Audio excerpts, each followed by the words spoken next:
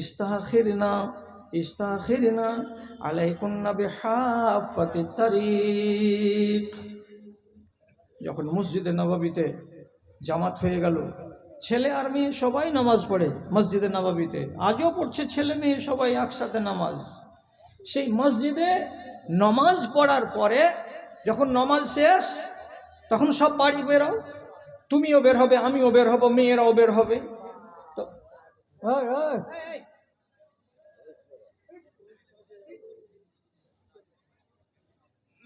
তো তোমরা যদি একসাথে বের হও একটা গেট দিয়ে, তো বেটা ছেলে আর বেটি ছেলে সব একাকার হয়ে যাবে, একজন আর একজনের সঙ্গে মিলেমিশে যাবে। এর হাত ওর হাতে, এর গা ওর গা, এর শরীর ওর শরীরে লেগে যাবে। আর এটা ইসলাম চায় না। তো কি করতে হবে? তখন নবীজি বলছেন ইস্তাখিরনা ইস্তাখিরনা।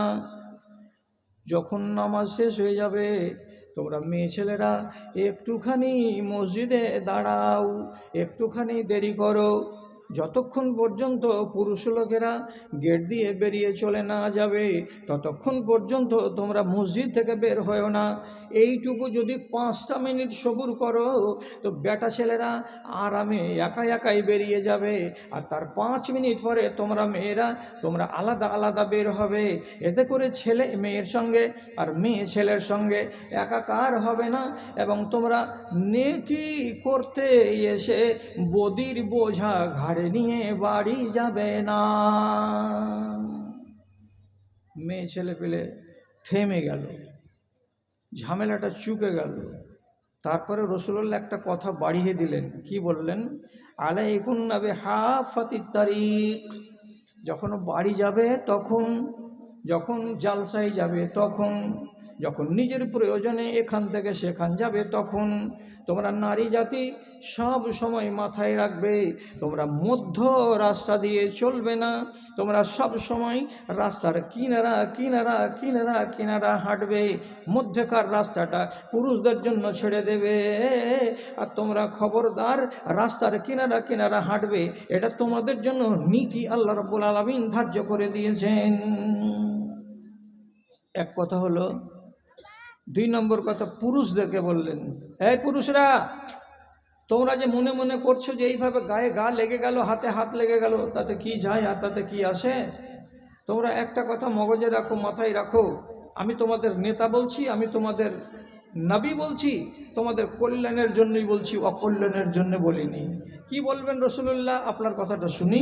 তখন নবীজি বলছেন লান ইউতানা আলা রাসি আহাদিকুম খিতান খায়রুন লাহু আন ইয়ামুসা ইয়াদাহু বিইমরাতিন লাম তাহিল্লু লাহু।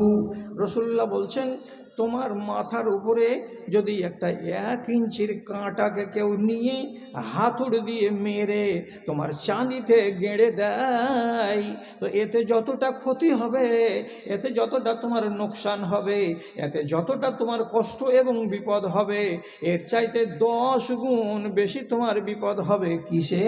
তোমার হাতখানা যদি একটা আজনাবি বেটি ছেলের গায়ে লেগে যায়, তোমার শরীরটা যদি একটা আজনাবি মেয়ে ছেলের শরীরে লেগে যায়, আর তোমরা যদি একাকার হয়ে যাও, তাহলে যেই মেয়ে ছেলেরই তোমার জন্য হালাল নয় এমন একটা হারাম মেয়ে ছেলের গায়ে গা লাগাতে গেলে, শরীরে শরীর লাগাতে গেলে, কাঁটা মাথায় গেড়ে দেওয়ার চাইতে 10 গুণ বেশি তোমার ইমানের জন্য ক্ষতিকর, তোমার জন্য একটা ভয়ঙ্কর পরিণাম ডেকে আনতে পারে।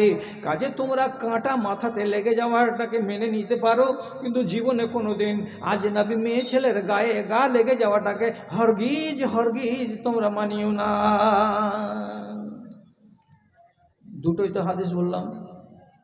তো দুটোই যদি হাদিস আপনি শুনে থাকেন, আর হুযায়ফার হাদিসটা যদি এক্ষুনি 5 মিনিট আগে বলেছে, এটা যদি আপনার মাথায় থাকে যে তিনি কি বলেছেন, যে দিন তো ভালো আসবে, কিন্তু সেই যুগের মুসলমানেরা আমার যেটা সুন্নাত নয় সেটাকে সুন্নাত বলে চালিয়ে দেবে, আমার যেটা তরিকা নয় সেই তরিকাটাকে তারা এড়িয়ে গিয়ে নিজের মন মতো তরিকা ইজাদ করে তারা আমার তরিকা বলে চালিয়ে দেবে।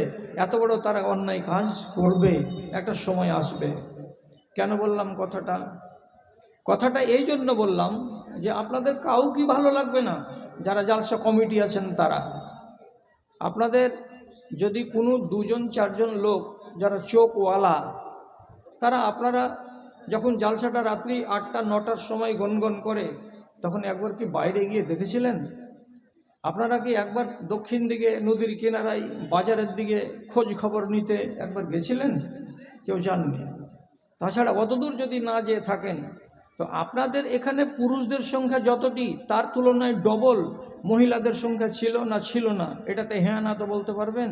হ্যাঁ বলতে পারবেন, নিশ্চয়ই বলতে পারবেন আপনারা। তাহলে আপনি যে জালসা কায়েম করেছেন কিসের জন্য? ওই যে এরা দিন শিখবে বলে। আর এই দিন শিখার অজুহাতে ছেলেদেরকে মেয়েদেরকে এক জায়গাতে জমা করলাম। আজকে ছেলেরা মন ভরে মেলার ইন্টারেস্ট পেয়ে গেল, ইচ্ছা মতো একজন আর একজনকে ধরে গল্প করলো, কত আনন্দ উল্লাস করলো, বাজার ঘুরলো। আর এই গেট দিয়ে বলেন আর ওই গেট দিয়ে বলেন, কোনো একটা জায়গা দিয়ে যে পার হব, তো মেয়ে ছেলেগুলোকে দেখে মনে হচ্ছে এরা নিজেদের আক্কেলগুলোকে বাড়িতে একটা পিয়ালাতে রেখে দিয়া খালি আক্কেলে বাড়ি চলে এসেছে, এখানে চলে এসেছে, আর দিয়ে টাউরি লাগার মুরগির মতো হাঁটছে। এটা যে বেটা ছেলের গায়ে যে লেগে যাবে, ডোন্ট কেয়ার। এটা যে মুল্লি সাহেব আসছে একটু দূরে হটি, ওর গা থেকে নিজেকে বাঁচাই, ডোন্ট কেয়ার। কেউ খেয়ালি করে না। হুড়াহুড়ি হচ্ছে, গুতাগুতি হচ্ছে, লড়ালড়ি হচ্ছে, সবই কিছু হয়ে চলে যাচ্ছে। জালসা হচ্ছে নেক কাজ, নেক কাজের নামে পাক্কা হারামি কাজ। এত বড় অন্যায় কাজ, যতটি পাপ আজকে হলো, এই পাপটির ভাগ কে কে নিবে? জালসা কমিটির। এইরকম করে আপনাকে বলেছে যে টাকা ইনকাম করো, আর করার পরে তুমি মাদ্রাসা চালাও। চোখের সামনে দেখে জ্ঞান হয় না যে বেটি ছেলেগুলো যদি টাইমটা বেলা 12টা থেকে শুরু করে মাগরিব পর্যন্ত করে দিয়ে ইশতেহারে বলে দিই যে একটা মেয়ে ছেলে এখানে টিকবে না, নিজের বাড়ি চলে যাও, রাত্রিবেলা শুধু পুরুষের আওয়াজ শুনবে, তাহলে কি হয় না? করলে হবে। আর না হয় আপনার যদি ক্ষমতা থাকে তো মহিলাদের জন্য স্বতন্ত্র একটা দিন করে দেন, যে তোমাদের বুধবার আর পুরুষ লোকেদের হবে বৃহস্পতিবার। বুধবারের দিন ছেলেরা আসবে না, আর বৃহস্পতিবারের দিন মেয়েরা আসবে না, তোমরা আলাদা থাকো, তোমরা আলাদা থাকো। তাহলে তো এইভাবে মিলামিশা হবে না, আর এইভাবে মিলামিশা করে গুনাহ খাতা করবে না। আর এই সমস্ত গুনাহগারদের কাছ থেকে 5টা 10টা 20টা করে টাকা পেলাম, আর টাকা পেয়ে খুশি হলাম, মাদ্রাসা চলবে, দিনের কাজ হবে, এতে বরকত হবে? আপনারাকে আগামী দিনের জন্য ভাবতে বলছি যে আপনার ময়দান যখন ছোট, তখন আপনাকে কোনো না কোনো একটা ডিসিশন নিতেই হবে, যাতে করে পাপ থেকে আমি নিজে বাঁচি আর আমার কমকে আমি বাঁচাতে পারি। তাহলে তো হলাম আমরা ইমানদার। ইমানের দিকটা দেখছি না কেন? জমানাটা এত আমাদের এরকম ড্যামেজ কেন হলো? মুর্শিদাবাদের যতগুলো জালসা দেখবেন এখনকার দিনে সব একই নিয়ম। ওই বেলা, দিনের বেলা থেকে মাগরিব পর্যন্ত মেয়েদের, রাতের বেলায় ছেলেদের, অথবা কোনো কোনো জায়গাতে একদিন হবে মেয়েদের আর একদিন হবে ছেলেদের। তাহলে একটু শাসন থাকবে। আর দোকানওয়ালাদেরকে একটা ইশতেহারে লিখে দিয়ে 10টা স্বেচ্ছাসেবক দেন, আর দেওয়ার পরে কমসে কম লাঠি হাতে করে ওরা মুখে বলুক যে দোকান বসবে না। দোকান বসবে না বলে জালসা মালদা জেলাতে এখন হতে শুরু হয়েছে এবং কামিয়াব। গত 3 দিন আগে টেঙ্গুরপাড়া কুমেদপুরের দক্ষিণ দিকে জালসা হলো, মোটামুটি 5000 হবে বেটা ছেলে, এত বিশাল বড় মজলিস, আর 5000 হবে মেয়ে ছেলে। একটু দূরে আলাদা জায়গায় আছে, একটা দোকান নাই, একটা দোকান নেই। ওই যুবক ছেলেপিলেগুলো যারা জালসা শুনতে আসে না, যারা মস্তানি করতে আসে, তারা খেপা কুকুরের মতন এদিক ওদিক ঘুরে টুরে বলছে চল চল চল চল, আর কি জালসা শুনবি, চল, হয়ে গেল, বাড়ি চল। আর যারা শোনার লোক, তারা একটা সুযোগ পেল, তাহলে তারা কি জালসা করে কামিয়াব হয়নি? তারা জালসা করে কামিয়াব হয়েছে। আপনিও কামিয়াব হবেন যদি আল্লাহ রাব্বুল আলামিনের এটা ইচ্ছা থাকে যে এই মাদ্রাসাওয়ালারা আল্লাহকে মানে আর তার রসুলের কানুনকে মানে, সুন্নাতকে মানে, তো তাহলে পরে রব্বুল আলামিন গায়েবী মদত দিবেন। সুন্নাতকে ভালোবাসেন, বরকত আছে। উদাহরণ কি দেব? কি উদাহরণ আপনাকে দেব? খেয়াল করুন কথার দিকে। রসুল্লাহ মার খেলেন, কঠিন মার খেলেন তায়েফের মাটিতে, রক্তে রক্তাক্ত করে দিল। তারপর 5 কিলোমিটার রাস্তা তাকে ছেলেরা দৌড়ে দৌড়ে দৌড়ে দৌড়ে নিয়ে গেল, তাড়তে তাড়তে, পাথর মারতে মারতে মারতে মারতে একটা আঙ্গুরের বাগানে গিয়ে নিজের চাকরকে সাথে করে নিয়ে বসলেন। এই বাগানটা কার? মক্কার লোকের, উতবা আর শাইবা, 2 জন লোকের এটা বাগান। বাগানে বসে আছেন রসুল্লাহ, সারা শরীরে যেখান সেখান দিয়ে রক্ত। এমন সময় এই দুই মালিক দূরে বসেছিল, দিয়ে নিজের চাকরটাকে ডেকে বলছে, রে এই চ্যাংড়াটা আমাকে টোলার রে, মক্কার ছেলে এটা, ই পাগলা ওখানে পাগলামি করতে করতে আজকে তাইফে চলে এসেছে, আর দেখো তো কত করে মার দিল একে তাইফের লোকেরা। তো কাফের হতে গেলেও জানে দয়া হলো। এতটি আঙ্গুর গুচ্ছা একটা গামছাতে বেঁধে দিয়ে ওদের চাকর ওকে বলছে, যা রে যা যা যা, এই পানিটা মশকের আর এই আঙ্গুর কয়টা এই যে লোকটা বিধ্বস্ত হয়ে বাগানে বসে আছে ওকে দিয়ে আয়, বেচারি খাবে।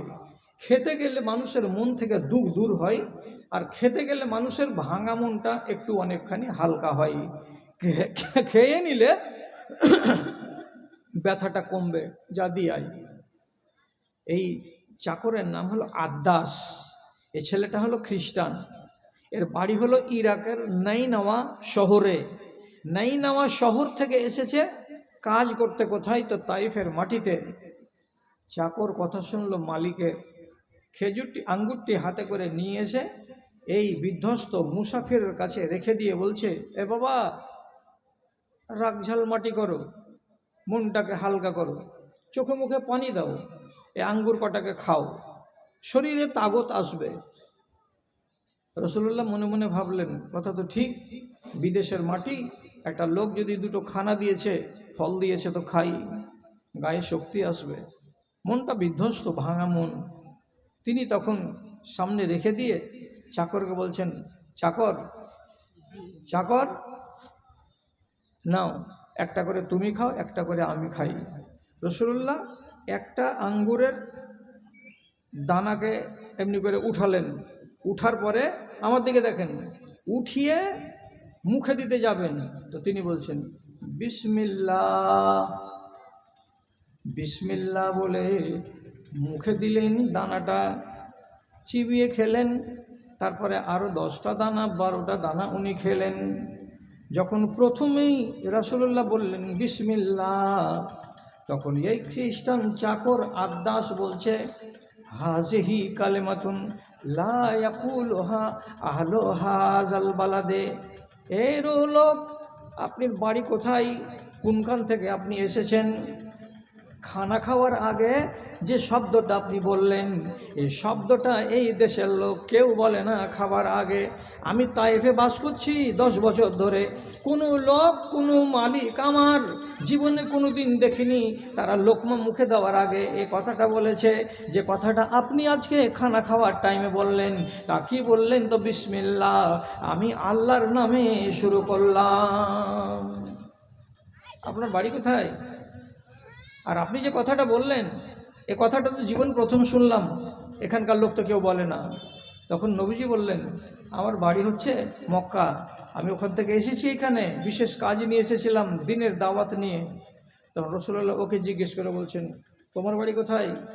তো রাসূলুল্লাহর প্রশ্ন শুনে লোকটা বলছে, আমার বাড়ি ইরাক। ইরাকের কোন কোন জায়গায়? তো বলছে নাইনাওয়া। তখন রাসূলুল্লাহ চট করে বলছেন, ও নাইনাওয়া, ওই নাইনাওয়া যেখানে আমার ভাই ইউনুস ইবনে মুত্তাকে নবী করে পাঠানো হয়েছিল, সেই নাইনাওয়া শহর। তখন লোকটা তাজ্জব বনে গিয়ে বলছে, মুচকি হেসে বলছে, হ্যাঁ হ্যাঁ হ্যাঁ হ্যাঁ হ্যাঁ হ্যাঁ হ্যাঁ, ওই শহরটাই, যেখানে যেটা নাইনাওয়াতে ইউনুস নবীকে পাঠানো হয়েছিল, আল্লাহ তাআলা হিদায়াত দেওয়ার জন্য পাঠিয়েছিলেন তাকে, ওই শহরেরই আমি লোক। দিয়ে আবার আদ্দাস বলছে, আপনি কি করে জানলেন যে নাইনাওয়াতে ইউনুস নবী এসেছিলেন? আপনি কি ইউনুস নবীকে চোখে দেখেছেন? তখন বলছে, না আমি তাকে দেখিনি। কি করে জানলেন? তো তিনি তখন জবাব দিয়ে বলছেন, আল আম্বিয়া ও বানুল আল্লাহতে, পৃথিবীতে যত নবী এসেছেন সব এরা হলো বাপের দিক দিয়ে এক ভাই, আর মায়ের দিক দিয়ে হলো আলাদা আলাদা সৎ ভাই। ইউনুস নবীকে রব্বুল আলামিন নাইনাওয়া শহরে পাঠিয়েছিলেন, সে কথা আমাকে আল্লাহ কোরআনে খবর দিয়ে দিয়েছেন। আমি কোরআন থেকে জানি ইউনুস আলাইহিস সালাতু ওয়াস সালামকে নাইনাওয়া শহরে পাঠানো হয়েছিল। তিনি একজন নবী, আমি যেমন নবী, আমি যেমন নবী তিনি ছিলেন একজন নবী। তিনি গত হয়ে গেছেন, তারপরে আমি এখন দুনিয়াতে আছি, আমিও আমার কাজ করে টোরে দিয়ে আমিও বিদায় হয়ে যাব। এই খ্রিস্টান চাকর যখন এই কথাটি শুনল যে তিনি ছিলেন নবী, আমিও একজন নবী, তখন মুচকি হেসে বলছেন, আল্লাহর কসম খেয়ে বলছি, এতক্ষণ আপনার উপরে আমার যেটুকু সন্দেহ ছিল, সন্দেহটা দূর হয়ে গেল। আপনি যদি নবী না হতেন তাহলে পারে নাইনওয়া শহরে ইউনুস নবীকে পাঠানো হয়েছিল, এটা আপনি বলতে পারতেন না। তিনি ছিলেন আমাদের নবী, এবং যখন নবীকে আপনি ভাই বলে ডেকে নিয়েছেন তখন আপনার উপরে আমার ভালোবাসা জন্মে গেল। আপনি হলেন শেষ নবী, তাহলে ওই নবীকে যদি মেনে থাকি তো আপনাকে হাতে পেয়েছি, আপনাকে কেন আমি মানব না। আকাব্বা আলা এদাইহে, সঙ্গে সঙ্গে রসুল্লাহ আঙ্গুর খাচ্ছেন, এমন সময়তে মুখখানাকে বাড়িয়ে দিয়ে রসুল্লাহর হাতের উপরে একটা চুম্বন দান করে দিয়ে বলছেন, হে নবীজি, আপনার দিনের ভেতরে প্রবেশ করব, কি করতে হবে বলেন তো।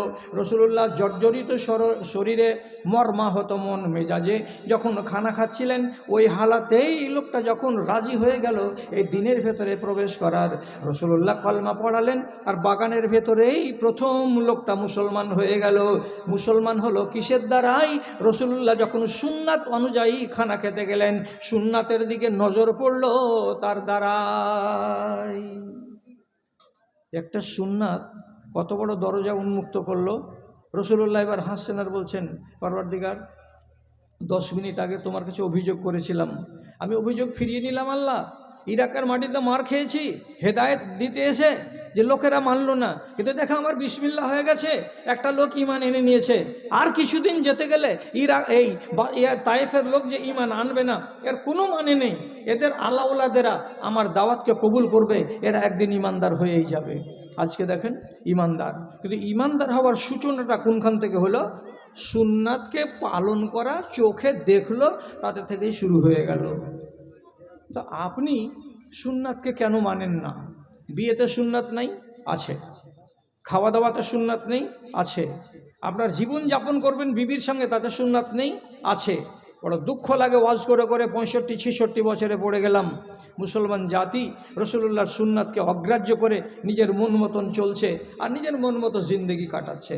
আপনারা কি কথাটা শুনে খুশি হবেন যে আমি একটা কাঠিয়ার জেলায় কোনো এক জায়গায় জালসা করেছি, তো সেই জালসাটার প্যান্ডেলটার খরচ হলো 3.5 লক্ষ টাকা। এদিক ওদিক থেকে বাল্বের যে ঝলকানি আসছে, আল্লাহু আকবার, সহ্য করার নয় এত ঝলকানি। চেয়ার আর টেবিল আর ডিজাইন আর আসবাব আর পত্র দেখে পাগল। আমরা জিজ্ঞেস করলাম এত টাকার প্যান্ডেল কেন? তো ওরা জবাব দিয়ে বলল, এটা আসলে জালসার প্যান্ডেল নয়। 3 দিন আগে এই বাড়ির একটা মেয়ের বিবাহ হয়েছে এই প্যান্ডেলে, তার জন্য এটা প্যান্ডেল করা হয়েছিল। তো মেয়ের বিবাহতে প্যান্ডেল লেগেছে কত টাকা? তো 3.5 লক্ষ টাকার।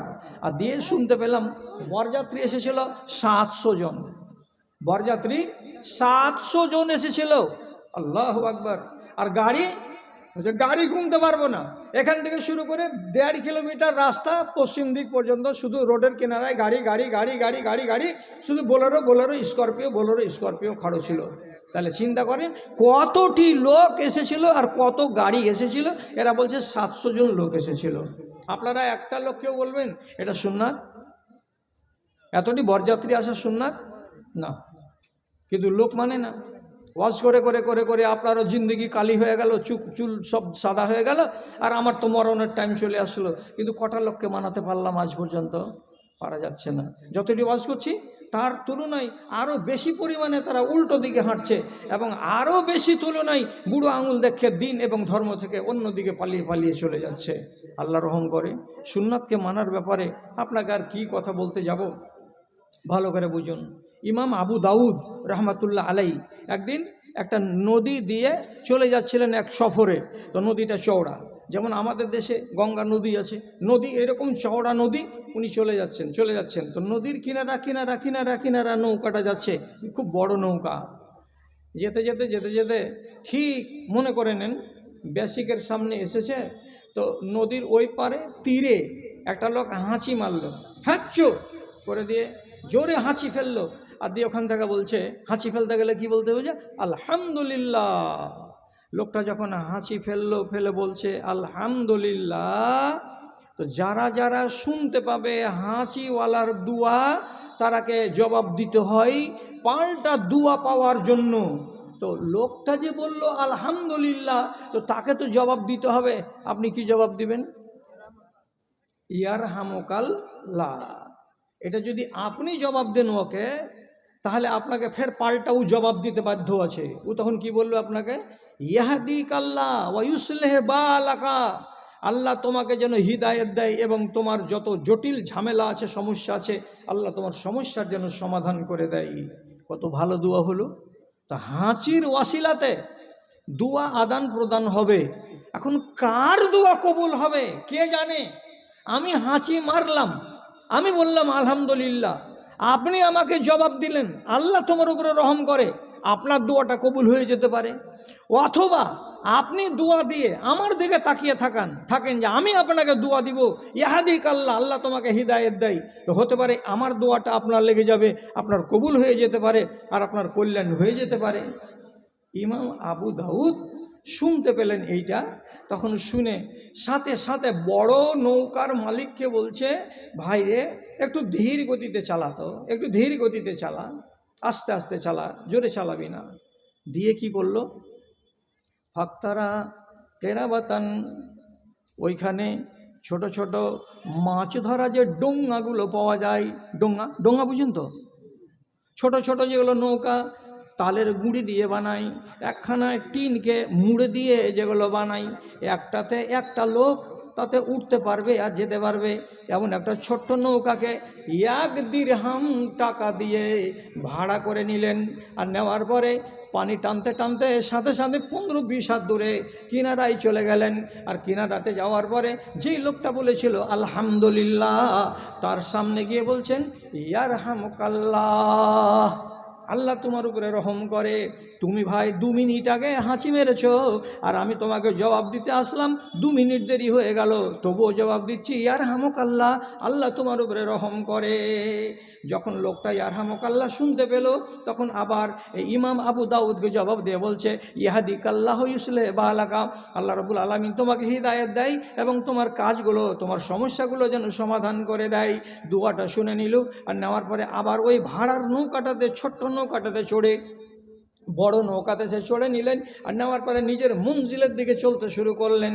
রাতের বেলায় যখন ওই সওয়ারিরা বড় নৌকাতে শুয়েছিল, একজন লোক বলছে আমি নিজের কানে শুনলাম, যখন ঢের রাত হয়েছে তখন একজন লোক এসে বলছে ইয়া আহলাস সাফিনাতে ইন্না সাহেবাকুম কাদ ইশতারাল জান্নাতা বিদিরহামিন, ওরে ঘুমন্ত লোকেরা তোমরা শোনো শোনো, যতজন লোকে নৌকার উপরে শুয়ে আছো, তোমাদের ভেতরে একটা লোক কেমন আছে, যে লোকটা 1টা দিরহামের বদলে আল্লাহ রাব্বুল আলামিনের জান্নাতকে আজকে রাত্রে খরিদ করে নিয়েছে।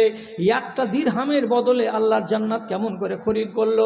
বুঝতেই পাচ্ছেন, সুন্নাত অনুযায়ী আমল করার জন্য 1টা দিরহাম দিয়ে ছোট নৌকাকে ভাড়া করেছিল, আর করার পরে কিনারায় গিয়ে লোকটাকে জবাব দিয়েছিল। এটা হলো সুন্নতি তরিকা।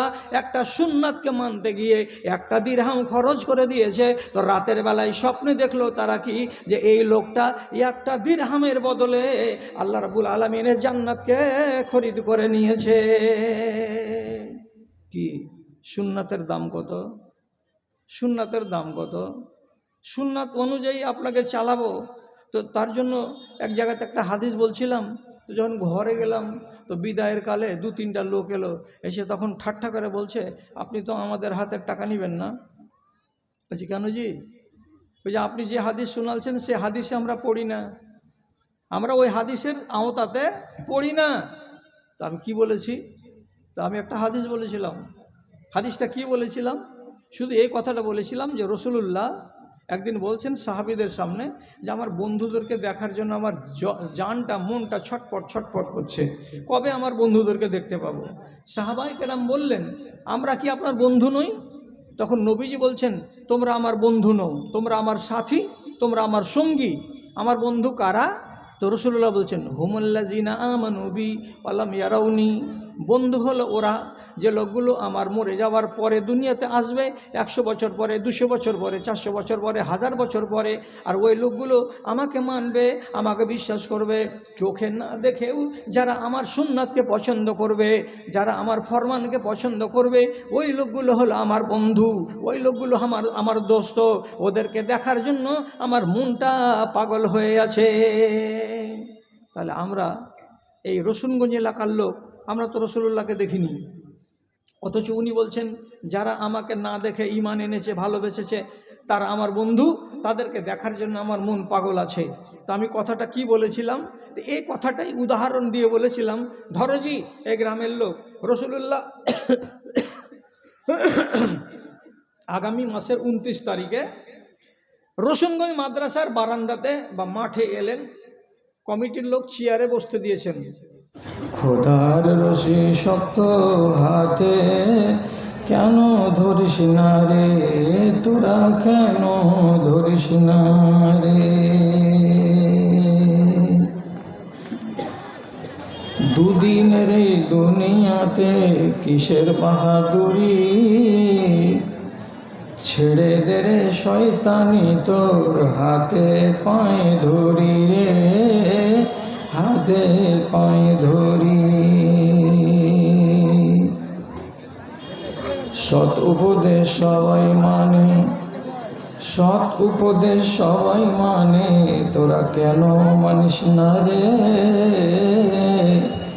ওরে নাদান মুসলমান, তোরা কেন বুঝিস না রে, খোদার রশি শক্ত হাতে কেন ধরিস না রে। মাস গেল তোর বছর গেল, আর কি আছে বাকি রে, আর কি আছে বাকি, সবাই তোরা বল না এসে নামাজ ধরেছি আমরা, রোজা ধরেছি। খোদা তোদের রহম করে, কেন কিছুই বলিস না রে, ওরে নাদান মুসলমান, তোরা কেন বুঝিস না রে, খোদার রশি শক্ত হাতে কেন ধরিস না রে, তোরা কেন ধরিস না রে।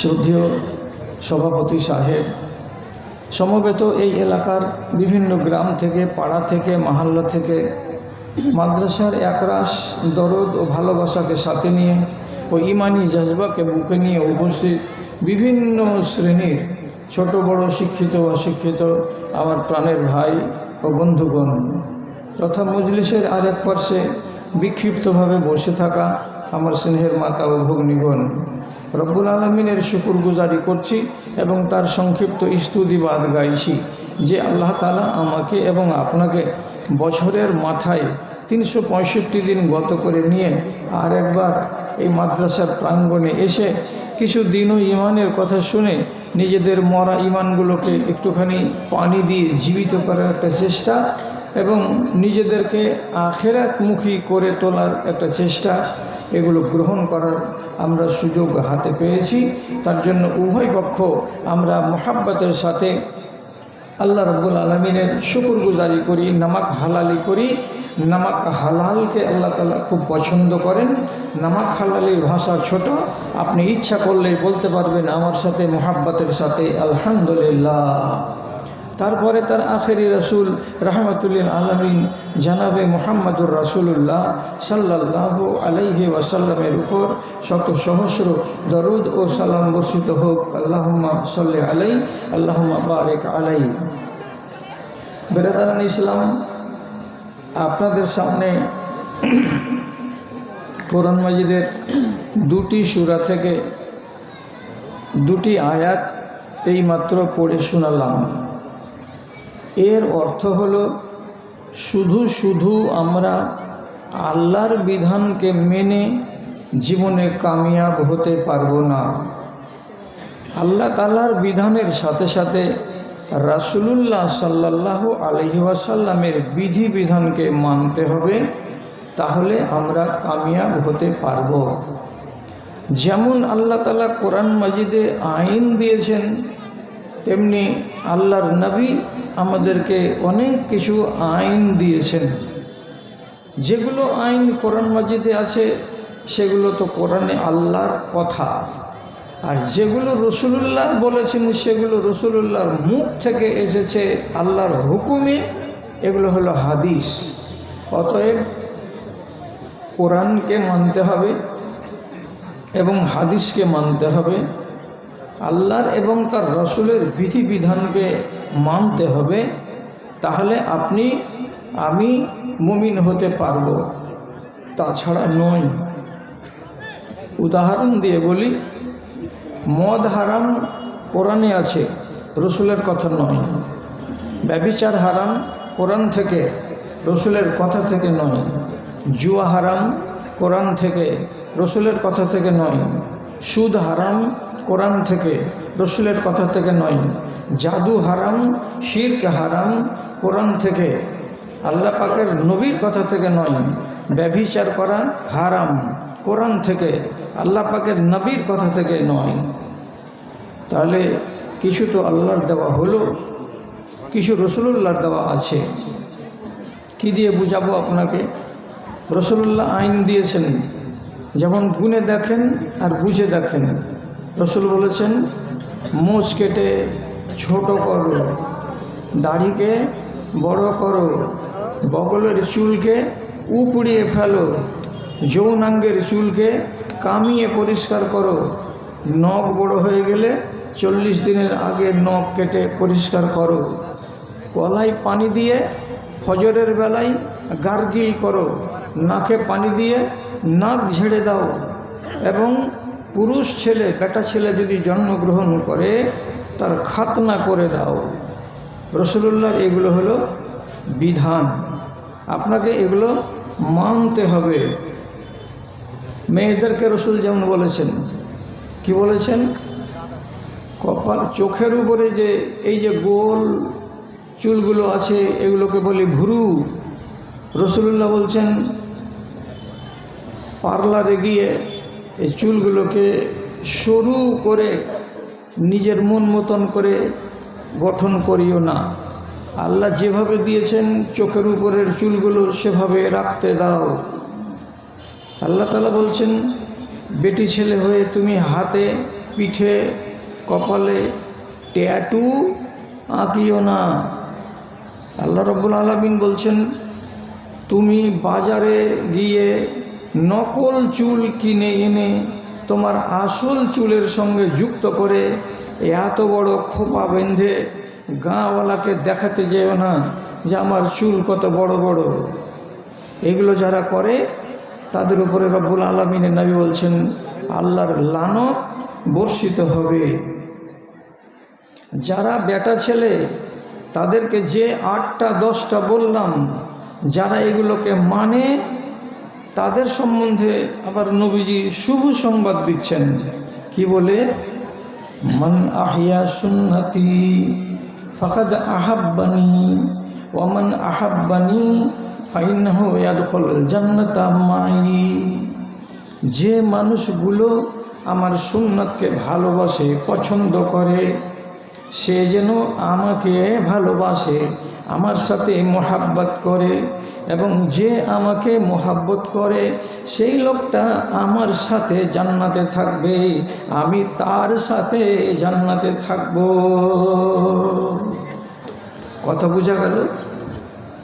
আপনি যদি রসুলের কথা মানেন তাহলে তাকে মোহাব্বত করা হলো। এবং রসুল কি বলছেন?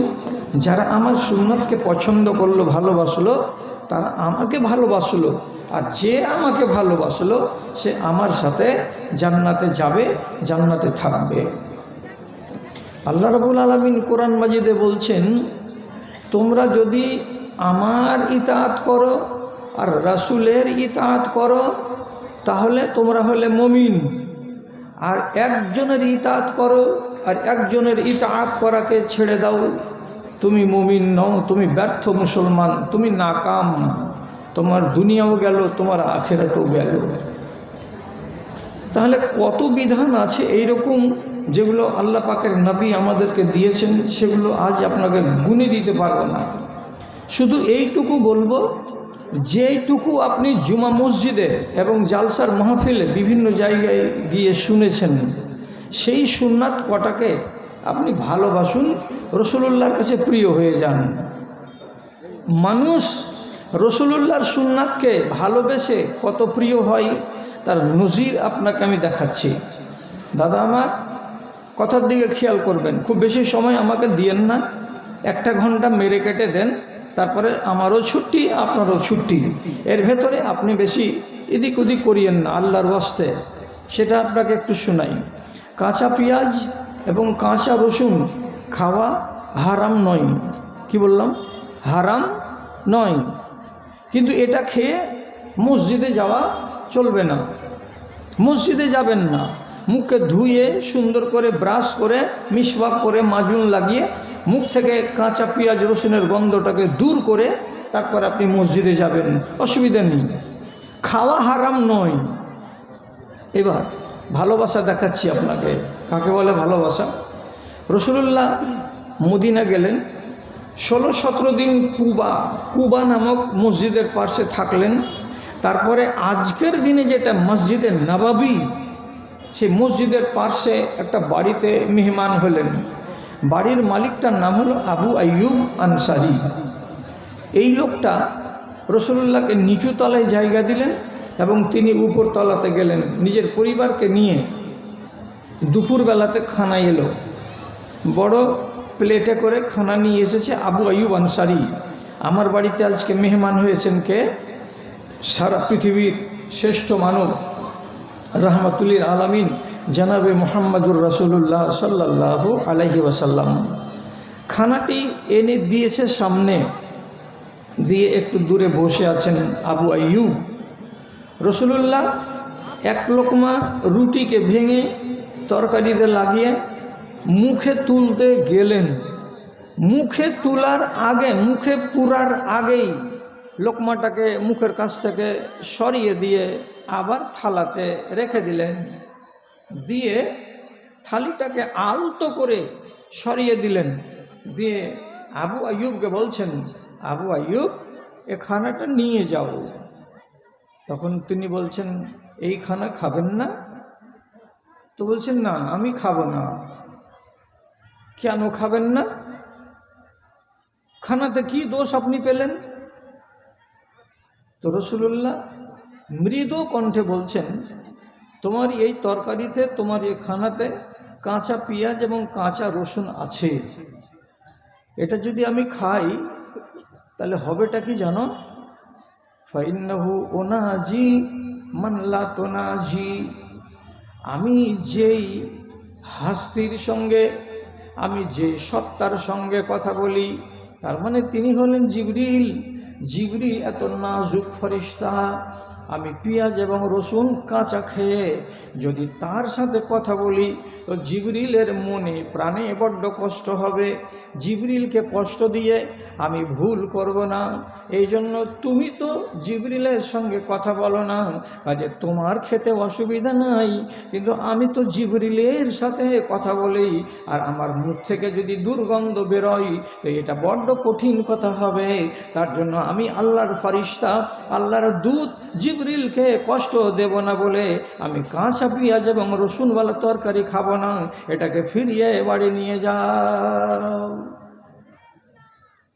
তিনি খেলেন না, যেহেতু তিনি জিবরিলের সাথে কথা বলবেন। তাহলে আবু আইয়ুবের খানাটা খেতে অসুবিধা কোথায় আছে? তুমি তো ভাই জিবরিলের সাথে কথা বলো না, তুমি খেয়ে নাও, বাড়ি নিয়ে যাও, নিয়ে গিয়ে খেয়ে নাও। তো রসুলুল্লাহকে ভালোবাসতে হয় কেমন করে তো দেখেন। ওই মজলিসে ওইখানেই বসে বসে আবু আইয়ুব আনসারি রসুলুল্লাহকে দেখিয়ে বলছেন, ফাইন্নি উকরে হো মা টুকরে হো ইয়া রাসূলুল্লাহ, হে আল্লাহ পাকের রাসূল, আপনি যে জিনিসটাকে অপছন্দ করেন, আমি আপনার ভালোবাসায় যতদিন বাঁচব দুনিয়াতে ততদিন এই দুটো জিনিসকে আমি অপছন্দ করব। তুমি কেন অপছন্দ করবে? বলছে আপনার মোহাব্বতে আমি অপছন্দ করব। আমার নবী এটাকে পছন্দ করেন না, অতএব আমিও পছন্দ করব না। এটা যদি দেখাতে যাই, এটা যদি করতে যাই, তাহলে আপনার সঙ্গে আমার 100% মোহাব্বত রাখা হবে। আর আমি যদি নিজের মতো করে গিলে খাই আর আপনি যদি না খান, তাহলে এটাতে আমার মোহাব্বত কিন্তু পূর্ণ হবে না। তার জন্য আপনি যেমন কাঁচা আর রসুন পেঁয়াজ খাবেন না, তেমনি আমিও জীবনে আমার উপরে হারাম করলাম, আমি জীবনে কোনো দিন কাঁচা পেঁয়াজ রসুন খাবো না। কাকে বলে মোহাব্বত? কি বলে রসুলুল্লাহর সাথে উলফাত? আপনি বুঝতে পারছেন? তাহলে রসুলুল্লাহর কথাকে মানব আর আল্লাহর কথাকে মানব, তাহলে আমি পূর্ণ ঈমানদার হতে পারবো। তিনি যেভাবে বলেছেন সেভাবে আমি বলবো, তিনি যেভাবে খেয়েছেন সেভাবে আমি খাবো, তিনি যেভাবে করেছেন কোনো কাজ আমি সেভাবে ওই কাজ করব। তাছাড়া আমি রসুলুল্লাহর ভালোবাসা পাবো না। এবং আল্লাহ তাআলা বলছেন, তুমি যদি আমার ভালোবাসা পেতে চাও তাহলে আগে রসুলুল্লাহর ভালোবাসা অর্জন করো, তাহলে তুমি আমাকে পাবে। আর রসুলের ভালোবাসা যদি অর্জন করতে না পারো, তুমি আমাকে পাবে না। এবার আপনাকে আর একটু আগিয়ে নিয়ে যাই। কি নিয়ে যাব আগিয়ে আপনাকে? দুজনের কথাকে মেনে আপনি দেখাবেন যে আমি হলাম ঈমানদার মানুষ। রসুলুল্লাহ বলছেন ঈমানদার কাকে বলে?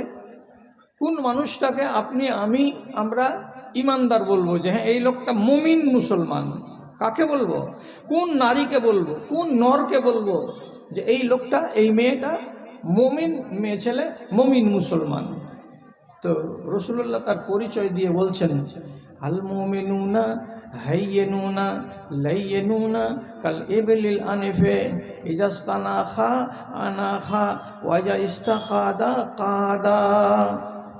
কি তর্জমা?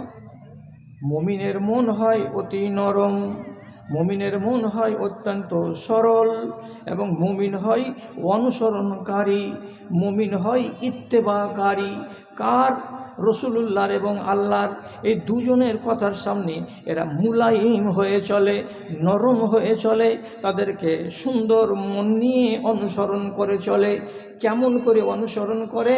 রাসূলুল্লাহ বলছেন, যেমন একটা উটের নাকে একটা লোহার কড়া পরিয়ে দিয়ে, 6 হাতের সুতা দিয়ে একটা নাবালক বাচ্চা যদি তাকে টানতে টানতে টানতে টানতে পূবের মাঠে নিয়ে যায়, তো উটটা জীবনে হুজ্জতি করে না যে আমি পূবের মাঠে যাব না। ছেলেটা যদি তাকে পশ্চিমে চাঁদমুনির মাঠে নিয়ে যায়, তো তাহলে সে উটটা তার পিছনে পিছনে ধীরে ধীরে ধীরে ধীরে হাঁটে আর ওই পশ্চিম মাঠের দিকে চলে যায়। মুখটাকে টানাটানি করে না, সুতাটাকে ধরে ছিঁড়াছিঁড়ি করে না। তার মনিব যেদিকে টানে সেদিকে সে যায়। তার মনিব যদি বলে দেয় গরম পাথরের উপরে বসে যাও, তো উটটা ওখানেই বসে যায়, হুজ্জতি করে না। তার মনিব যদি লাগাম ধরে টানে উঠে যাও, খাড়ো হয়ে যাও, তো তার কথা শুনে সে উটটা সঙ্গে সঙ্গে সেখান থেকে খাড়ো হয়ে যায়। উঠতে গেলে উঠতে বলতে গেলে উঠে যাবে, আর বসতে বলতে গেলে বসে যাবে, হাঁটতে বলতে গেলে হাঁটবে, আর চলতে গেলে চলবে। এমন আদেশকে পালন করে যেমন একটা নাকে লাগাম লাগানো উট, ঠিক সেই রকমই একজন মুসলমান আল্লাহর এবং তার রসুলের কানুনের পিছনে পিছনে ওই রকম করে মন নিয়ে আর ওই রকম মিজাজ নিয়ে চলতে থাকবে, তাহলে সেই লোকটাকে বলা হয় মুমিন। আপনার খাওয়া রসুল যেভাবে খেয়েছেন, আপনার পড়া রসুল যেভাবে পড়েছেন, আপনার চলা যেভাবে রসুল চলেছেন, তাহলে আপনি কানুনের পিছনে পিছনে হাঁটবেন কার মতো? উটটা যেমন তার মালিকের কথা শুনে পিছনে পিছনে হাঁটে তার মতো। তাহলে তো আপনি হলেন পুরা মুমিন। তাছাড়া আপনি নিজের কাজ করবেন নিজের মতো, আর দিয়ে বলবেন আমি পাকা মুসলমান। জি, পাকা মুসলমান কেমন কথা? এটাকে মুমিন বলা যাবে? যাবে না। কি উদাহরণ দেব আপনাকে? নমাজের ধার ধারে না, মিয়া বিবি দুজনই নমাজের ধার ধারে না। কেমন করে? ভাগ্য জোরে বাড়িতে একটা বেটা পয়দা হয়ে গেছে, এখন মাওলানাকে ফোন করে বলছে যে মাওলানা সাহেব, আমার একটা বেটা সন্তান হয়েছে, আমি আকিকা দিব, তো আমার বংশ খুব লম্বা বড়, তো দুটা খাসিতে কিন্তু হবে না, তো কী করবো, যে গরু দিলে হবে না। তো কোনো মাওলানারা বললেন যে গরু দিলে হবে কিন্তু সুন্নাত হবে না। তখন সে কি করলো, বাচ্চার খাতনা আকিকা দেওয়ার জন্য দুটা গরু কিনে নিয়ে চলে আসলো, আর দুটা গরু কিনে কেটে বাচ্চার আকিকার নামে গোটা গ্রামের লোককে ভুরি ভোজ খাইয়ে দিল। এটা কি করলো, বলছে সুন্নাত করলাম। এটা সুন্নাত করলে, এটার নাম সুন্নাত? যদি দুটা খাসি মারতে কিংবা দুটা দুম্বা জবে করতে আর করে বলতে যে আমি রসুলুল্লাহর সুন্নাত অনুযায়ী এটা করতে গেলাম, এতে গ্রামবাসীর জুটুক আর না জুটুক গোটা গ্রামবাসীকে খাওয়াতে হবে তোমার আকিকা, এটা কথা কোনো হাদিসের পাতায় লেখা নেই। কিন্তু তুমি এগুলো করতে গেলে কিসের জন্য? স্বামী আর স্ত্রী তোমাদের দুজনের হলো বেড়ামি, যে আমরা বড় দিনদারের বেটা আর বেটি, আমরা বড় ইমানদারের বেটা আর বেটি, দেখো কত বড় নবীর সুন্নাতকে মানতে গেলাম যে দুটো গরু জবে করে খাইয়ে দিলাম। তোমার পিছে পিছে শরীয়ত হাঁটবে নাকি? এটা তো নয়। এটা কথা শুনেছেন আলেমদের মুখে যে যেদিন বাচ্চার খাতনা হবে, খাতনার কোনো দাওয়াত হবে না, খাতনার দাওয়াত নেই শরীয়তে, মুসলমানি দেওয়ার দাওয়াত। কিন্তু আজকাল দেখবেন 8 দিন আগে কার্ড ছেপে গেছে, আর কার্ড ছাপিয়ে দেওয়া হয়েছে শুভ সুন্নাত, আর সুন্নাতের দাওয়াত দিলেন আপনি 250 জন বন্ধুকে, গলিতে বিশাল বড় সামিয়ানা আর 250 খান টেবিল আর ডেকোরেশন করা গলি, আর সেই গলিতে আজকে ভুরি ভোজ, 250 জন লোক খেলো, গ্রামের লোক সবাই মিলে খেলো। কিসের খানা এটা হলো? তো বলছে এটা সুন্নাত পালন করলাম। কিসের সুন্নাত? বলছে এইটা আমার ছেলেটার খাতনা দিলাম, তার জন্য 250 জন লোককে খাওয়ালাম। তোমার মন মতন শরীয়ত চলবে তোমার পিছনে পিছনে, না তুমি শরীয়তের পিছনে পিছনে চলবে? এ কথাটা কে তোমাকে শিখাবে? তুমি যদি শরীয়তের পিছনে পিছনে চলতে, তাহলে তোমার বাড়িতে মুরগি পর্যন্ত জবে হতো না। কিসের দিন? আকিকার দিন। আকিকার দিন, এটা তো সুন্নাত। আমি প্রথমে বলিনি যে 10টা সুন্নাত? 10টা সুন্নাতের ভেতরে খাতনা করে দেওয়াটাও সুন্নাত, 10টা সুন্নাতের ভেতরে বগলের চুল উপড়ে দেওয়াটাও সুন্নাত, 10টা সুন্নাতের ভেতরে যৌনাঙ্গের নাভির নিচেকার চুল কাটাও সুন্নাত। এগুলো তো সব রসুলুল্লাহর সুন্নাত। তো বেটা ছেলে জন্মিল, তার জন্য দুটা গরু জবাই করে দিলে, ওর খাতনার দিন তো বগল কাটার দিন, বগলের চুল তোলার দিন, কটা লোককে খাওয়া? তোমার সুন্নাত কোথায় মারা গেল? নিচু শরীরের চুল কাটবে তুমি, তো বলে দিলে না মাইকে মসজিদের আগা দিকে এসে, ভাই আজ বিকালবেলা তোমার নাম শরীরের চুল কাটবো, তোমরা 10 জন লোকের দাওয়াত থাকলো, তখন কেন দিলে না দাওয়াত? তো তোমার মাথাতে কি হয়েছে যে আল্লাহর পাকের রসুলের নির্দেশ যেভাবে তিনি বলেছেন সেভাবে আপনি মানতে পারছেন না, নিজের মন মতো করে মানছেন? এটার নাম ইমানদার? কে বলে এইগুলোকে? কাকে বলে ইমানদার? তো সুন্নাতকে মানা তো আপনি ভালো করে বুঝুন। এক সাহাবী, তিনি কি করেছেন, রাস্তাতে চলে যাচ্ছেন, তো সামনে দেখতে পাচ্ছেন একটা লোক পাঞ্জাবি গায়ে দিয়ে, টুপি মাথায় দিয়ে, চেহারাতে দাঁড়িয়ে আছে। তো ওনার মনে হয়ে গেল যে এ তো আমার মতনই মুসলমান। হাদিসটা কি আছে? হায়াত মুসলিমিন, চেহারাটা দেখে একদম একটা মুমিন মুসলমানের মতো মনে হচ্ছে। তখন ওই লোকটা আসলে কিন্তু মুসলমান নয়, লোকটা ছিল খ্রিস্টান। খ্রিস্টানদের ভেতরেও সালাম দেওয়ার রেওয়াজ আছে। তো যখন ওই লোকটা এই মুসলমান সাহাবীকে সালাম বলেছে, আসসালামু আলাইকুম, তখন এই মুসলমান সাহাবী তিনি তখন বলছেন, ওয়া আলাইকুমুস সালাম ওয়া রাহমাতুল্লাহি ওয়া বারাকাতুহু, মিঠা করে দোয়া দিয়ে দিলেন। পাল্টা দোয়া, তুমি সালাম দিলে আসসালামু আলাইকুম ওয়া রাহমাতুল্লাহ, আমি জবাব দিলাম ওয়া আলাইকুমুস সালাম ওয়া রাহমাতুল্লাহি ওয়া বারাকাতুহু। মিষ্টি করে সুন্নাতের উপরে আমল করে উনি তাকে জবাব দিয়ে দিলেন। লোকটা চলে যাচ্ছে, মাদ্রাসা থেকে 2 খান বাড়ি পার হয়নি, তার চাকরটা তখন ওই সাহাবী উকবা বিন আমের আল জুহানিকে বলছে, আচ্ছা মালিক, আপনি যে লোকটাকে সালাম দিলেন, না সালামের জবাব দিলেন, তো এই সালামের জবাবটি যে দিলেন, তো আপনি জানেন যে লোকটা কে? তো বলছে কে ফের হবে, একটা মুসলমান? বলছে না মুসলমান নাই, ইন্নাহু নাসরানিয়ুন, এই লোকটা হলো খ্রিস্টান, আপনাকে সালাম দিয়েছে, আপনি তাকে সালাম দিলেন এবং আপনি তাকে সালামের জবাব দিলেন। তখন চট করে খাড়ো হয়ে গেছে, যাওয়ার পরে কান খাড়ো দিয়ে বলছে, আরে বাবা তুই চিনিস এই লোকটাকে, যে এই লোকটা মুসলমান নয়, এই লোকটা খ্রিস্টান? বলছে আমি ভালো করে চিনি, এই লোকটা খ্রিস্টান। তাহলে এবার সুন্নাতে রসুল কাকে বলে?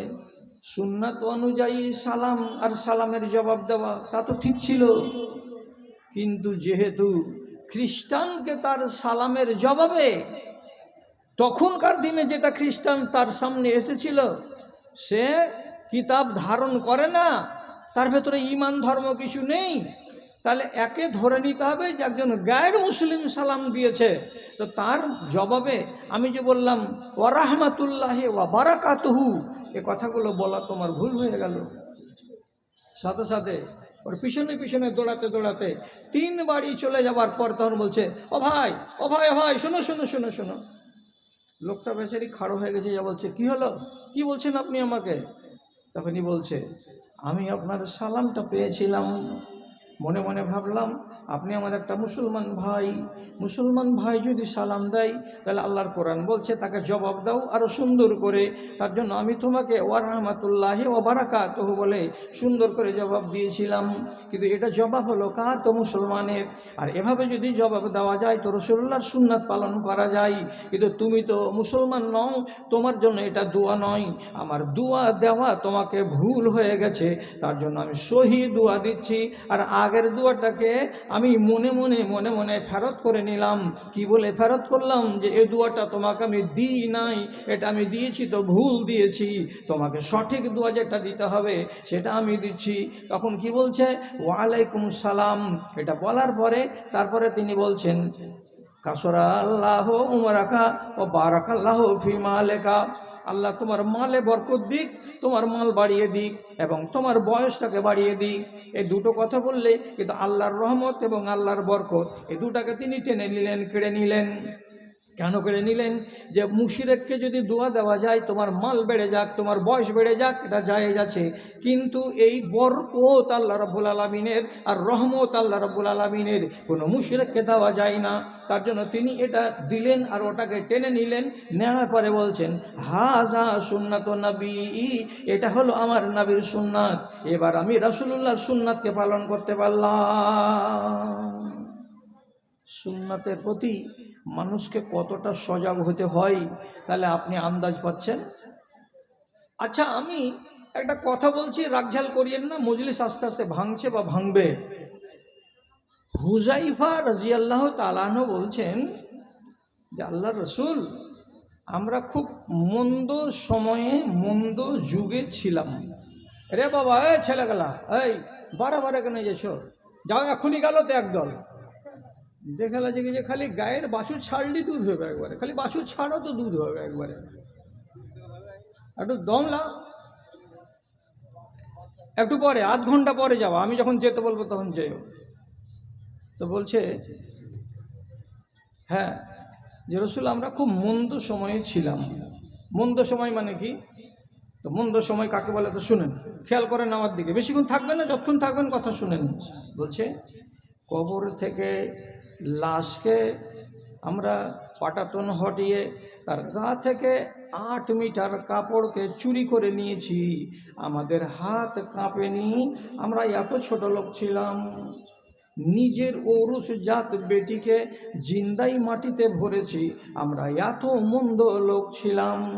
আমার বাপের যদি 2-3টা বাড়িওয়ালি থেকেছে আর বাপ যদি মরে গেছে, তো বাপের যেটা ছোট বাড়িওয়ালি, আমরা বড় বেটা নিজের বাপের স্ত্রীকে বিয়ে করে নিয়েছিলাম, আমরা এত মন্দ যুগে ছিলাম। আমরা চোখের সামনে কোনো মেয়ে ছেলেকে দিনের বেলায় রাস্তা দিয়ে যেতে দেখতে পেলে আমাদের জিভ দিয়ে লাল ঝরে পড়তো, আমরা নিজেদেরকে সংবরণ করতে পারতাম না। সব সময় চেষ্টা করেছি নারীদের আবরুকে লুটে নেওয়ার, আর তার কোনো গুমতি নাই, তার কোনো ইয়ত্তা নাই। আমরা মদ না খেতে গেলে আমাদের রাত কাটতো না, আমাদের দিন কাটতো না, আমরা এত মন্দ সময়ে ছিলাম। কোরআনই এলো, আমরা ভালো দিন পেলাম, সুন্দর দিন পেলাম, আমরা মানুষগুলো ভালো হয়ে গেলাম। দিয়ে জিজ্ঞেস করে বলছেন আদবের সাথে, হাল বা'দা হাযাল খাইরে শাররুন, হে নবী, এই যে ভালো দিন এসেছে, এই ভালো দিনের পরে কি আবার আমাদের সামনে মন্দ দিন আসবে নাকি? যেই মন্দ দিনকে গত করে আমরা এসেছি, সেই রকম মন্দ দিন কি আবার আমাদের জীবনে আসবে নাকি? রাসূলুল্লাহ বলছেন, হ্যাঁ আসবে। একবার আবার মন্দ দিন আসবে তোমাদের সামনে, বিপদের দিন আসবে, ঈমান নিয়ে পরীক্ষা হবে। তো সেটা তো হলো ৬০ হিজরি সন থেকে শুরু করে ৭০ হিজরি সন, এই মধ্যখানে যে 10টা বছর কেটে গেছে, কঠিন সাংঘাতিক ফিতনার জমানা কেটে গেছে। তারপরে আবার তিনি জিজ্ঞেস করে বলছেন, আচ্ছা এই মন্দটা যে আবার আসবে, তারপরে কি আবার ভালো দিন আসবে? তখন নবীজি বলছেন, হ্যাঁ আবার ভালো দিন আসবে, কিন্তু সেই যুগের মুসলমানদের ইমানে একটু করে ছেদ থেকে যাবে, সেই যুগের মুসলমানদের ইমানের ভেতরে একটু করে ত্রুটি থেকে যাবে। পূর্ণ ইমানদার, স্বচ্ছ ইমানদার ওই যুগের মানুষেরাকে দেখতে পাবে না। কাউরি না কাউরি ইমানে দাগ লেগেই আছে, কাউরি না কাউরি ইমানে একটু না একটু মন্দ দোষ লেগেই আছে। বিনা দোষের ইমানদার পাওয়া যাবে না, বিনা দোষের কোনো মুসলমান মুমিন দেখতে পাওয়া যাবে না। দিয়ে রাসূলুল্লাহ একটা কঠিন কথা বললেন। কি কথা বললেন? বলছে, ইয়াস্তান্নুনা বিগাইরি সুন্নতি ওয়া ইয়াহদুনা বিগাইরি হাদিই, যেটা আমার সুন্নাত নয় সেটাকে ওই যুগের লোকেরা সুন্নাত মনে করে চালাবে, আর যেটা আমার হিদায়েত নয়, তরিকা নয়, সেটাকে তারা নিজে আমার তরিকা বলে চালিয়ে দেবে। অথচ এটা আমার তরিকা নয়, অথচ এটা আমার সুন্নাত নয়। আমার সুন্নাতের ডাহা উল্টা কাজ করবে, আর করার পরে তারা বলবে এটা খাঁটি সুন্নাত আমরা পালন করলাম। এইরকম আসবে, এইরকম হয়ে মানুষেরা চলবে। একটা দিন আসছে তোমাদের সামনে যে ভালো দিন তো এলো, কিন্তু তোমাদের ইমানের ভেতরে ত্রুটি থেকে যাবে। কি? যে তোমরা যেটা আমার তরিকা নয় সেটাকে তোমরা তরিকা বানাবে, আর বানিয়ে তোমরা নিজেদেরকে আবার বলবে জোর গলা করে, কি আমরা একটা ভালো কাজ করলাম, আমরা একটা নেক কাজ করলাম, আর আমরা একটা দিনদারি করলাম। আচ্ছা, কতখানি দিনদারি আমরা করলাম? এর উপরে আপনাকে একটা ছোট্ট করে উদাহরণ দিচ্ছি। সে উদাহরণটা হলো এই, রাসূলুল্লাহ মসজিদে নববীতে বলছেন দুটো কথা, কথা দুটোকে হেফাজত করেন। আর যেগুলো জালসা ভালো করে শোনা বেটি ছেলে, ওরাকে তো দেখলাম মসজিদে বসে বসে, ওদের মেলা করা হয়ে গেল, এখন বাড়ি গেছে। যে কটা আসো, আশা করি এগুলো জালসা শোনা মেয়ে ছেলে আসো, কান লাগিয়ে কথাগুলোকে একটু শুনো। রাসূলুল্লাহ মসজিদে নববীতে বলছেন দুটো কথা। একটা কথা বললেন মেয়ে ছেলেদেরকে, প্রথমত সেটা আপনি একটু আমার দিকে খেয়াল করুন। উনি বলছেন, আপনারা বলেন এই রসুনপুর গ্রামের কোনটা লোক যখন শুনতে পাবেন মুখে কানে যে রসুল এসেছেন রসুনগঞ্জ মাদ্রাসার আগা দিকে, তো দেখতে যাবেন না? কেউ এমন লোক আছে অভাগা রসুলুল্লাহকে দেখতে যাবে না? দৌড়াবে, দৌড়াবে। এখন মসজিদের নববীর নমাজগুলোকে যদি দেখছে, তো যেগুলো ইমানদার লোক খালি এমনি করে বুক কচলায় আর বলছে, আল্লাহ জি কখন ওখানে যেতে পাবো জি। যখন কাবার দেয়ালকে চুমা খাচ্ছে হাজিরা, তখন এইখানকার লোক দেখছে আর বলছে, আল্লাহ জি কবে যেতে পাবো জি, যে আমি একবার ওই কাবার গিলাফে কাবার দেয়ালগুলোতে আমি চুমা দিব। ব্যাকুল হয়ে থাকছে মানুষের মন মদিনাকে দেখার জন্য আর মক্কাকে দেখার জন্য। আর রসুলুল্লাহ যদি আপনার এখানে আসে, তো আপনি দেখা করতে আসবেন, এটা কি হয়? আপনিও দৌড়াবেন, ও দৌড়াবে, ও দৌড়াবে, আপনাকে জিজ্ঞেস করবে আপনার আহলিয়ায় এত তাড়াহুড়া করছো কেন? আরে টাইম নেই রসুলুল্লাহকে দেখতে যাব। আপনাকে তো দেখার জন্য রসুল পাগল আছেন, হাদিস বললাম। এবার আপনি এসছেন 10 কাঠা দূর থেকে এসে যদি ওইখান থেকে দেখেন আর হাসেন আর বলেন, আসসালামু আলাইকুম ইয়া রাসূলুল্লাহ, হে আল্লাহ পাকের রসুল আপনাকে সালাম জানাচ্ছি, আসসালামু আলাইকুম। আপনি ইনসাফের সাথে বলবেন, রসুলুল্লাহর সুন্নাত আপনাকে গোড়াতে বলেছিলাম 10টা, তার ভিতরে মোচকে ছোট করে দেওয়া, দাড়িকে বড় করে দেওয়া, বগলের চুলকে উপড়ে ফেলে দেওয়া, এগুলো যে সবটি সুন্নাত ছিল। আপনার চেহারাতে দেখা যাচ্ছে কালাই মারা খোলান করা আছে, আর আপনি এসে রসুলুল্লাহকে দেখতে আপনি সালাম দিলেন, আপনাকে বন্ধু বলে রসুলুল্লাহ হাত বাড়াবেন, আপনি হ্যাঁ আর না বলেন?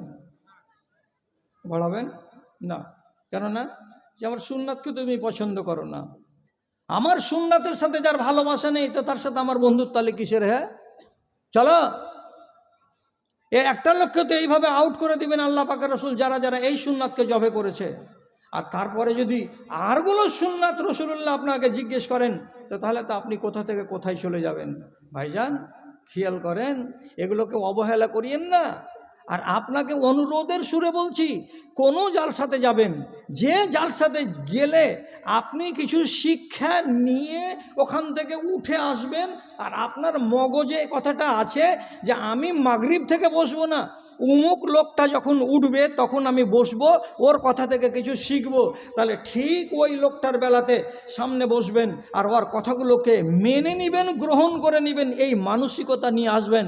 খালি শুনবো, মজা লাগলো, চলে গেলাম চায়ের দোকানে বয়ান দিলাম, এটা যেন না হয়। কথা শেষ করছি। আপনারা মজলিসকে আস্তে আস্তে ভেঙে দিয়েছেন, দুঃখ নেই, কারণ যে ঘড়িতে আমাদের 1টা পার হয়ে গেছে। আজকের মতো শেষ কথা আপনাকে শোনাচ্ছি, সেটা কি? শেষ কথাটা হলো এই, ইমাম আহমদ ইবনে হাম্বলের মতো জাদ রেল আলেম, বিশাল বড় আলেম, ওনার যখন মরণের টাইম এলো তো কষ্ট হচ্ছে জানটাতে, তখন উনি একবার করে একবার করে এই যে আহ করা, উহ করা, কষ্টের কথাটাকে মুখ দিয়ে বের করা, তো নিশ্চয়ই তো কষ্ট হয়ে গেছে, কষ্টের জ্বালাতে উহ আহ করছেন। ওনাকে দেখতে এলেন এক ছাত্র, তার নাম তাউস বিন কাইসান, দেখতে এসেছে। তো ওস্তাদজির পার্শ্বে বসে আছে, তো ওস্তাদজি মাঝে মাঝে ও এরকম করছেন, কষ্ট হচ্ছে জানটাতে। তো কষ্ট হলে তো আমিও করি, আপনিও তো করেন এইরকম কথাটা। তখন তাউস বিন কাইসান ইমাম আহমদকে বলছেন কানে কানে গিয়ে, ওস্তাদজি আপনি হলেন বড় আলেম, আমি হলাম আপনার একটা আদনা শাগির, আমি একটা কথা বলছি, ইন্নাল মালায়েকাতা ইয়াকতুবু আনিনাল আবদে, আল্লাহর যে 2টো ফেরেশতা আছে কাঁধে, যে ভালো লেখে ডান কাঁধেরটা আর মন্দ লেখে বাম কাঁধেরটা, আপনি যে উহ করছেন, আহ করছেন, এই উহগুলো পর্যন্ত আল্লাহর ফেরেশতারা আপনার আমলনামাতে লিপিবদ্ধ করে নিচ্ছেন। ওরা একটাও আহকে বাদ দেয় না, একটাও উহুকে বাদ দেয় না, সব আমরা আপনার আমলের খাতায় জমা হয়ে যাচ্ছে।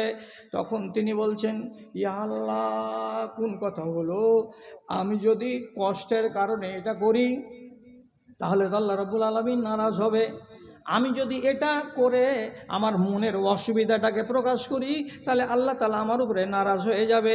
কেন মরবার কালে আমি উহু উহু করছি, এটা তো সুন্নাতের খেলাফ হচ্ছে, এটা তো আল্লাহর নবী হয়তো নারাজ হবে, আল্লাহ হয়তো নারাজ হবে।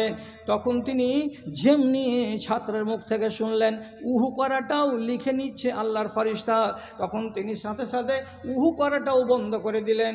সারাটা দিন বাঁচলেন, তার পরের দিন তার ইন্তেকাল হলো। এই যে সময়টুকু গত হয়ে গেল 10 থেকে 12 ঘন্টা, এত জানের উপরে কষ্ট হলো, জানের উপরে কষ্ট হলো, তবুও তিনি একবার মুখ দিয়ে উহু করতে গেলেন না। কেন গেলেন না? এই উহুটাকেই যদি আল্লাহ রাব্বুল আলামিন আমার উল্টা করে ধরে নিন তাহলে আমার ক্ষতি হয়ে যাবে, এই জন্য আমি উহুটাকে পর্যন্ত বাদ দিয়ে দিলাম।